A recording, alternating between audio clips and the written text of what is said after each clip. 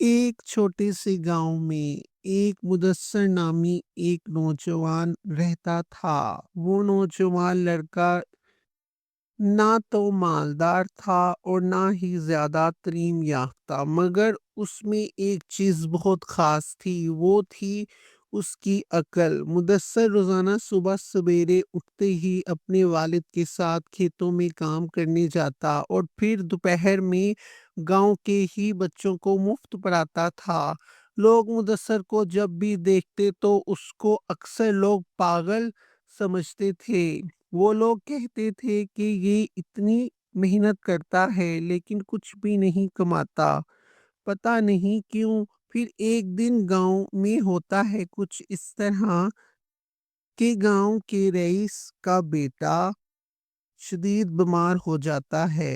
بڑے بڑے حکیم اور ڈاکٹر اس کی بیماری کا علاج نہیں کر پاتے، مگر مدثر ایک پرانی جڑی بوٹی سے اس کے بیٹے کا علاج کر دیتا ہے، جس سے وہ تندرست ہو جاتا ہے۔ رئیس مدثر کے اس علاج کو دیکھ کر حیران ہو جاتا ہے اور وہ مدثر سے پوچھتا ہے کہ تم کو یہ سب کچھ کیسے پتا ہے؟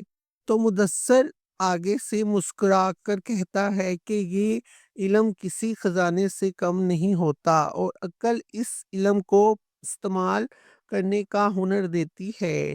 میں نے اپنے دادا سے سیکھا تھا کہ علم بانٹنے سے بڑھتا ہے، چھپانے سے نہیں۔ رئیس نے مدثر کی یہ بات سنتے ہی اس کو خوشی سے گاؤں میں ایک اسکول بنانے کے لیے ایک اچھی سی زمین خرید کر دی، جہاں مدثر نے گاؤں کے بچوں کے لیے ایک اچھا سا علم اور عقل کا مرکز بنایا۔ اب نہ صرف گاؤں کے بچے اس اسکول میں پڑھنے آتے تھے بلکہ آس پاس گاؤں سے بھی بچے پڑھنے آتے تھے۔ پھر کچھ سالوں میں ہی مدثر کا نام کافی مشہور ہو گیا اور لوگ اسے عقل مند استاد کے نام سے پکارنے لگے، مگر مدثر کبھی بھی نہیں بدلا۔ وہ آج بھی بچوں کو ویسے ہی سادگی سے پڑھاتا تھا، کھیتوں میں اپنے والد کے ساتھ کام کراتا اور ہر ایک کی مدد کرتا تھا۔ اس کہانی سے ہمیں یہ سبق ملتا ہے کہ عقل ڈگریوں میں نہیں بلکہ اچھی نیت اور نفع بخش علم میں چھپی ہوتی ہے۔ جو اپنے علم کو دوسروں کے فائدے کے لیے استعمال کرتے ہیں وہی حقیقی عقل مند لوگ ہوتے ہیں۔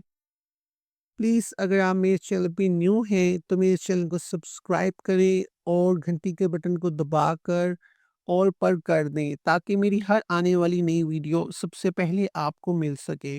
اور اگر آپ کو میری سٹوریز اچھی لگتی ہیں تو پلیز میری ویڈیوز کو لائک بھی کریں اور مجھے اچھے کمنٹس دے کے بتائیں کہ میری ویڈیوز آپ کو کیسی لگتی ہیں۔